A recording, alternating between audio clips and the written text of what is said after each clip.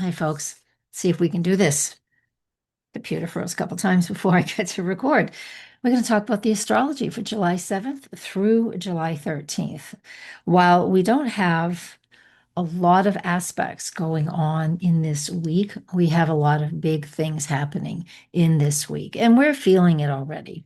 Once I get this posted, for those of you who can see it in the membership platforms, which is Patreon and YouTube, thank you very much for your support. We'll already be feeling these things. We're already going to be feeling a lot of things that are happening right now. But let's talk about it really quick. So on July 7th, we have Uranus entering Gemini, and I'm doing a full blog post on that. I'm recording this today, July 1st, today.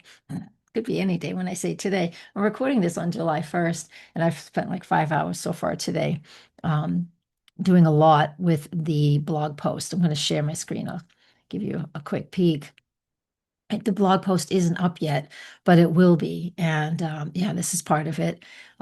Quite a few pages, just talks about what we have going on here. And this will be the blog post. It's a couple thousand words. I know sometimes that's too much for people, but the point is like, let me stop the share. That will be going up as soon as you see this. It should be up or within just a couple of minutes, a couple of hours. And then come to my website too, because if you're not on my website, you can be a member there. There's no fee to be a member there. You just get notified when I put up a blog post or I send a message out that way, because that's for just whoever wants to be on there. This will come up. This is a pop-up window, so you can get on my newsletter too. All right, here's the blog post, and it's not listed yet, but it will be right here. So there's the new moon that we had, all kinds of different things. I've got dozens of forecasts because I've been doing this for years. So you're going to find all kinds of stuff. Stop the share. Okay, so come there and check that out too. Check out that blog. Like I said, it's like 2,100 words, be 5 or 6 minute read. It'll give you a lot of more information than just the little bit I'm going to give you here, which is still a lot, but just a little bit. It'll give you more. And then I'm going to do videos, either a video about that. I'm not sure yet. I haven't quite decided because I've been in my head with all the words still. But I have Uranus and Gemini content for each house. So I'm not sure how I'm posting that yet. It might just be a video blog, a little worksheet for each sign, and that's just free content that will go out. So we'll keep that in mind. Hey, if you ever feel like subscribing, it takes hours, 5 hours just today working on that content. But let's get to the um, the weekly forecast, because I don't know, that's why we're here. So let's get to that next. Okay. Everything went kaput a minute ago, so I've had to restart. So we're going to go and view all of these charts. Here we go. All right, let's get started. This is July 7th, Monday. It's at 3:48 a.m. Eastern Time, and that is when Uranus moves into the sign of Gemini. Here it is on the East Coast. Don't worry about the house placement for this. You can if you want. You're just going to want to find it for your own location, right? And hey, let me shut this off. And I want to close that window so I'm not using up too much juice. My computer's tricky these days. I have a new one sitting right over there. I just haven't worked on it. But as soon as Uranus gets into Gemini, perfect timing to do something like that. Uranus rules electronics and new technology. And that Gemini is like, let's get that message out there in a computer that doesn't keep freezing up like this one does. I love this one. You know how you're so used to your own computers? It's Windows 10. I love it. But that's I'm waiting until this aspect. I'm waiting until Uranus gets into Gemini to really dig into that new computer that I've had since December. And so, what are you going to do? What is your intentions with this Uranus and Gemini? And of course, this is big. This is the big one of the year. Last year it was Pluto into Aquarius. And now Uranus, the ruler of Aquarius, is now moving into Gemini. It'll be in that sign until November 7th, and it retrogrades back out until April of 2026. But between July 7th and November 7th, Uranus in Gemini gives us a lot of fire, a lot of spark, a lot of push, a lot of intention around all kinds of things. Technology, breakthroughs in technology are going to show up, which is important because AI is really expanding exponentially. Our media, social media. I mean, I know more people than not. I mean, maybe it's just where I'm at, but I don't watch anything mainstream, and I haven't for quite a while. But I really don't even care about mainstream information. I just get my information where I can in the channels on social media because there's a lot of respectable news sources online now, not like CBS, ABC, NBC, none of that, no CNN, none of those things, because it's just my opinion, you do you. But the point is like this Uranus moving into Gemini is going to give us all kinds of new ways to get information, to gather information, but to also be overwhelmed by information. So we're going to have to, it's going to be up to us to really figure out how to disengage once in a while and feel more grounded in life and things. So we'll have to work on that ourselves. So there's just going to be a lot of air energy really present for quite a while. So overall, there's just going to be a lot of changes coming these first few months with Uranus in the sign of Aquarius. How far ahead does it get, actually? I have my cue cards. I write these at the beginning of every year. How far ahead does Uranus go? It goes up to 1 degree in 28 minutes, and that's it. So it doesn't get too far into Gemini.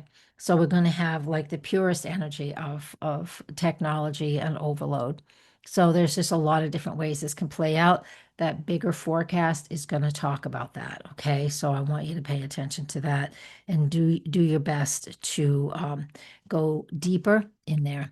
A lot of things around AI is definitely going to oh expand and grow. Yeah, that's it in a nutshell. But it certainly can't be contained in a nutshell, the energy of Uranus and Gemini. So, and again, lots more in that bigger blog, that bigger post. So go check that out.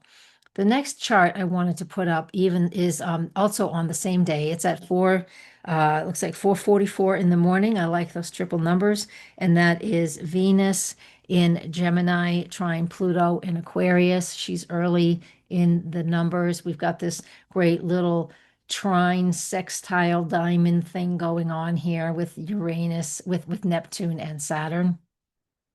Oh yeah, Neptune's already retrograde. I forgot about that. But there is that right there. And so the energy of all of this is wonderful because I mean, I personally appreciate Venus and Gemini.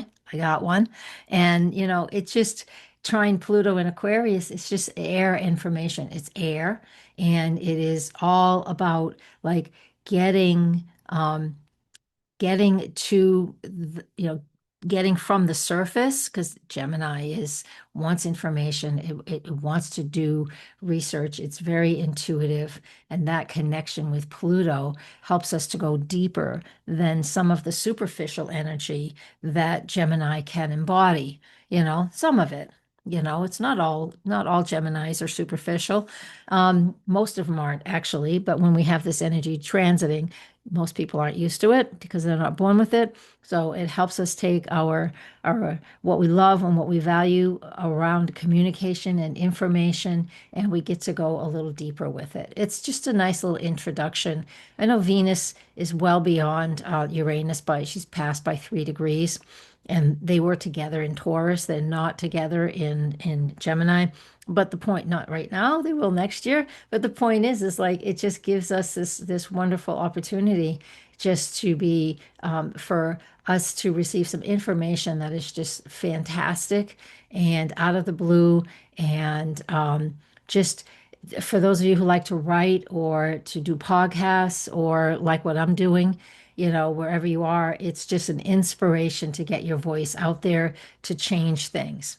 or to get your voice out there and be humanitarian. That's the Aquarius energy of Pluto, to really change things. And so we have opportunities for that to happen. And this is just wonderful. And I really do like it. And again, you can see Uranus is still at 0 and 0 minutes and 0 degrees and 0 minutes. And it's just a little while after that that Venus and Pluto make that trine. So they're all together. So we get all of that information. I like it. I feel it is nice. You can get something started. You know, this is a good day to publish something. We have Mercury getting ready for retrograde next week, the week after this one, about 10 days from the date on the screen. And but still it's slowing down. Let's see if it is going slow. I'm gonna, if for those of you who like solar fire, I'm gonna go over here to the word that says reports, and then we're gonna go into uh, tabulations and stations and stuff, and we can see, yeah, Mercury is moving relatively slow. Right, and this is where what it just tells us that we're not going to get into details there, but it is moving slow, but it's still moving forward. We've got a few more days. So there is that. Now I did put up, so that's Monday, July 7th.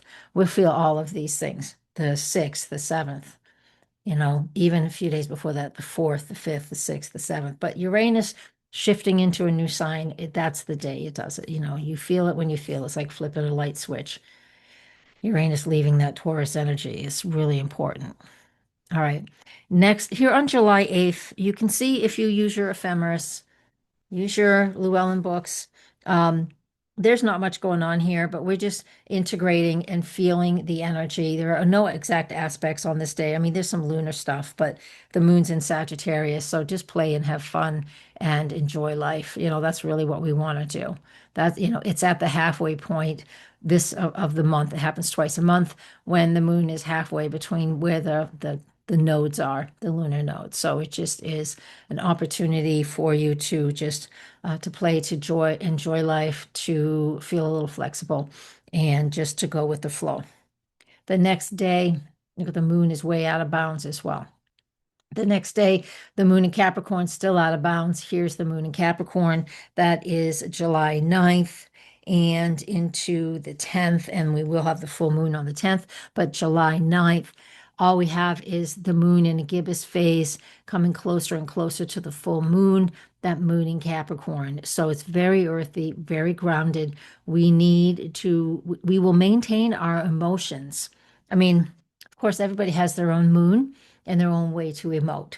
That being said, the energy of what this is showing us when we get to July 9th, and this also is applying for the full moon coming up, that moon in Capricorn is us focusing on just getting our emotions more into alignment with goals, with long-term goals, to feel a little more secure.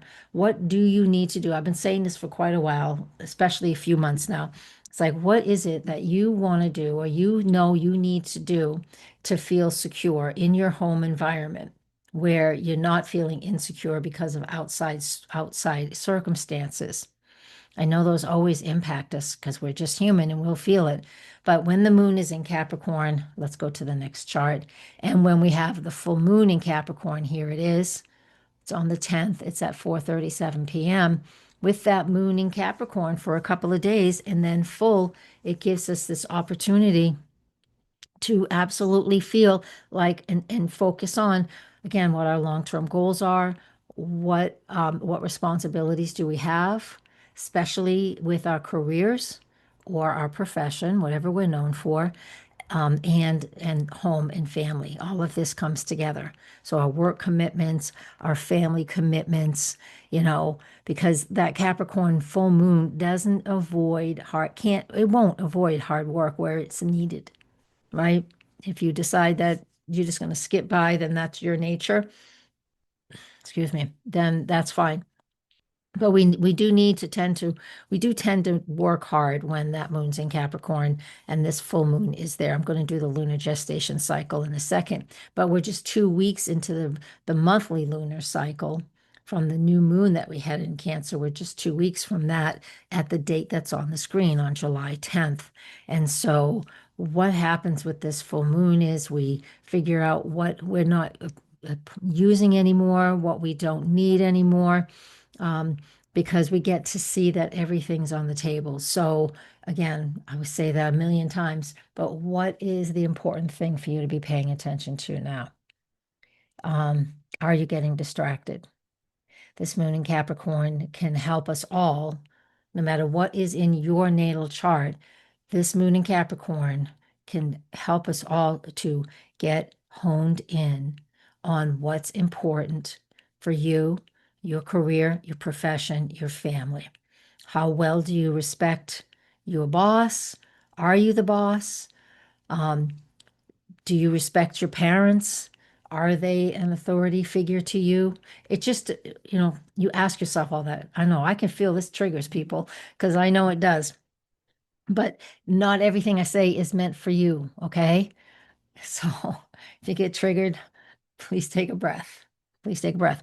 But what this can show us is this like who you honor, who you respect, who's your wisdom keeper, who do you look up to, who do you use as a mentor? That's this full moon is giving us that opportunity to address that and to find that within ourselves, to answer those questions for ourselves, right?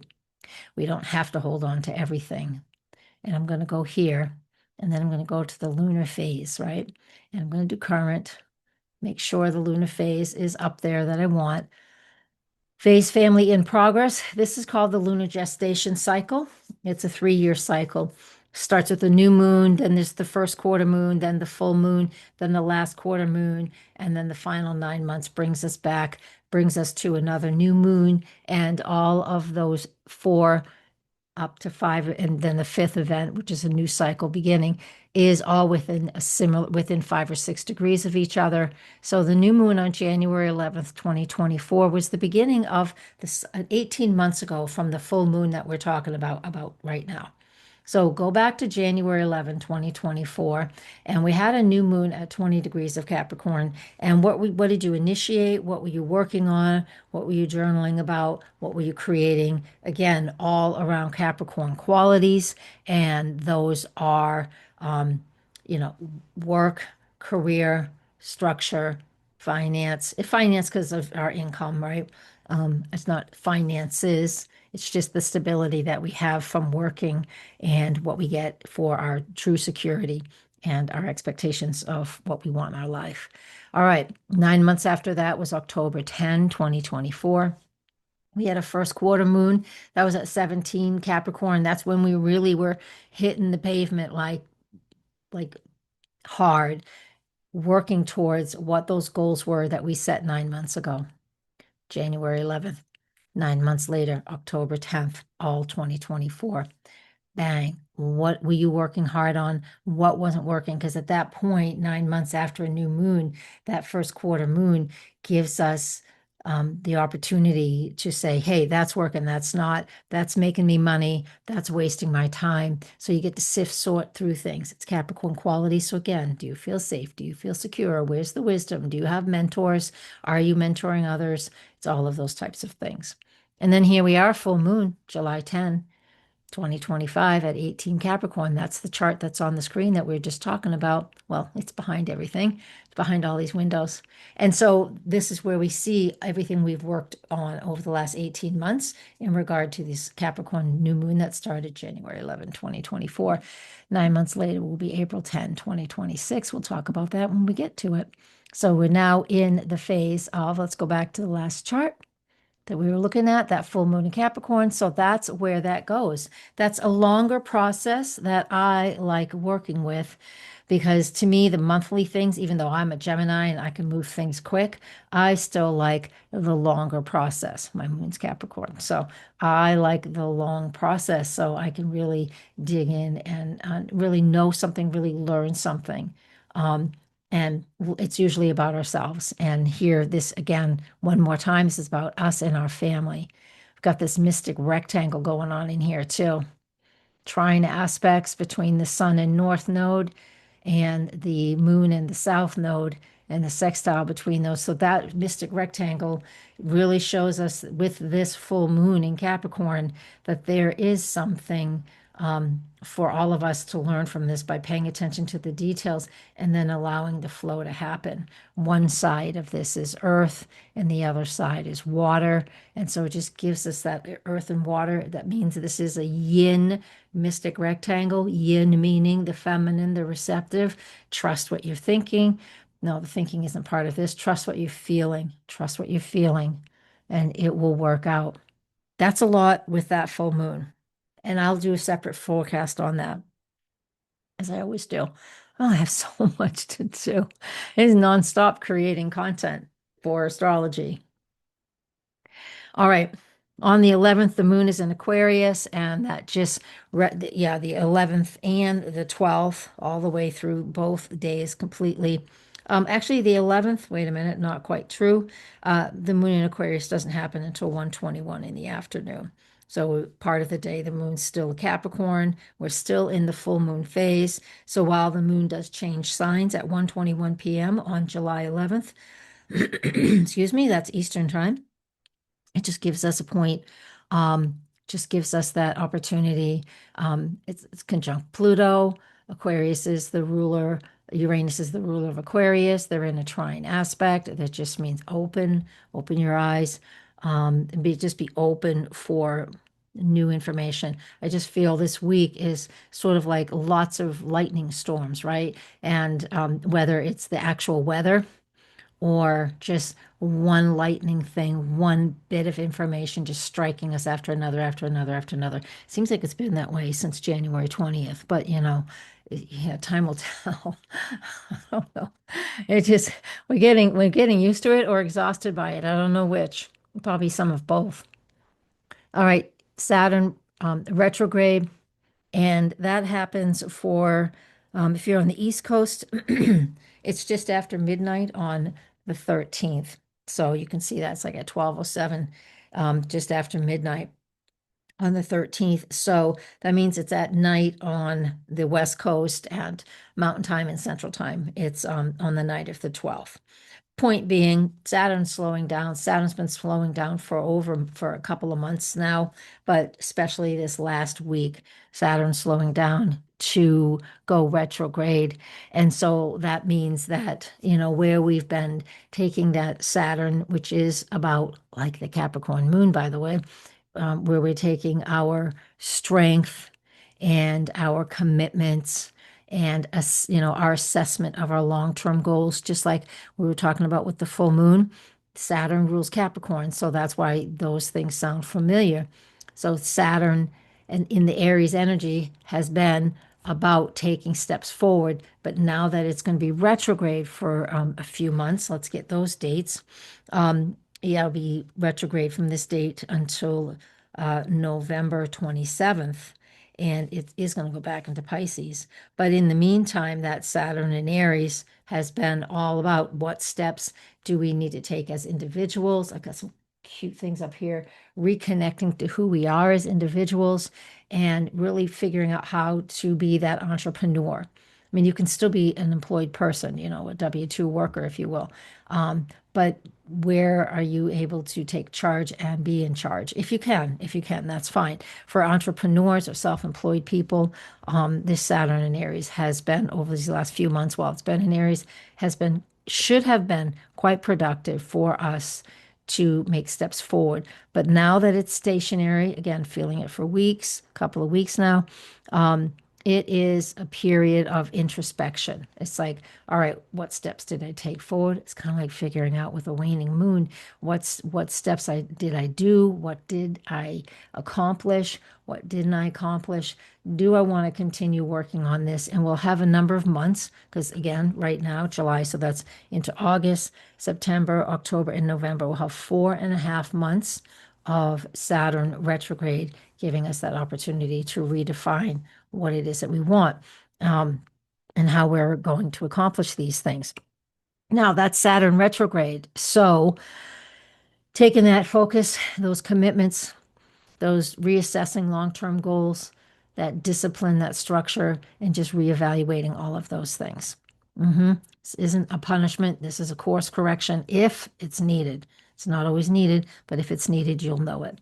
Now, The final thing I wanted to talk about for this week forecast, because the lunar events are not overly significant, and I'll talk about them in the free 60-second posts I do over on YouTube.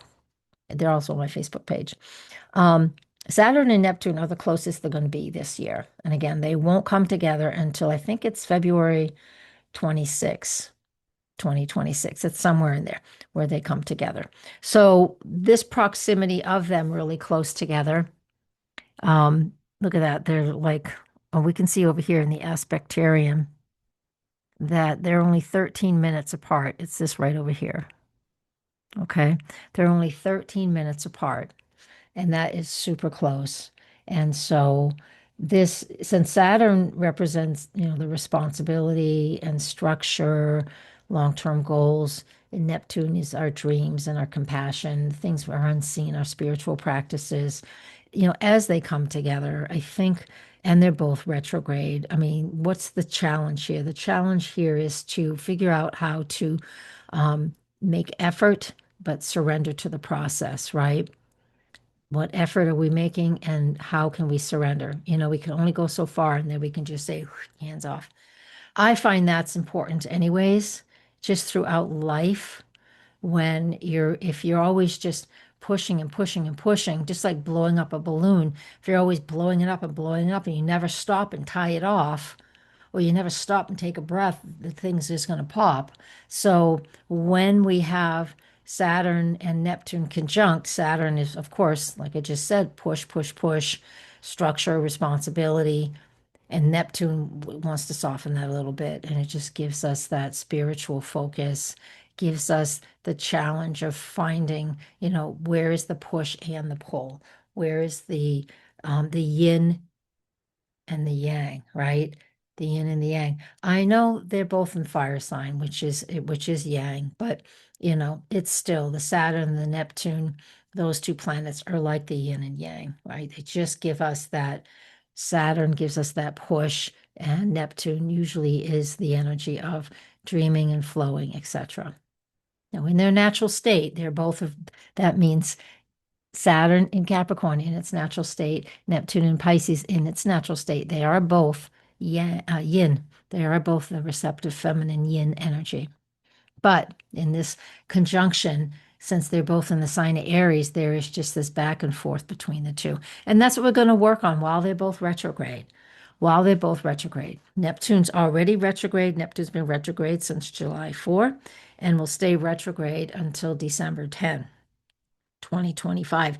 And Saturn is now retrograde with this chart that's on the screen and will stay retrograde until November 27. So they're not that far apart from each other as far as the time frame that they're retrograde. Neptune's just a couple more weeks on either side. So that's what we got going on. That's our week. Holy shit, right? I swore. I swear. So we start with Uranus entering the sign of Gemini, and we end with Saturn stationary retrograde conjunct Neptune. It's a powerful week. I'll see you guys next time. And for those of you who have stayed this far, thank you so much. Hardly anyone goes all the way to the end. And if you are watching this and you say, why didn't I see this sooner? It's like, become a member, help support me. This is my income. This is my livelihood. I do tons and tons for free. So a little bit a month would be incredibly appreciated. So I hope to see you in the membership platforms. Blessings, everybody. Namaste.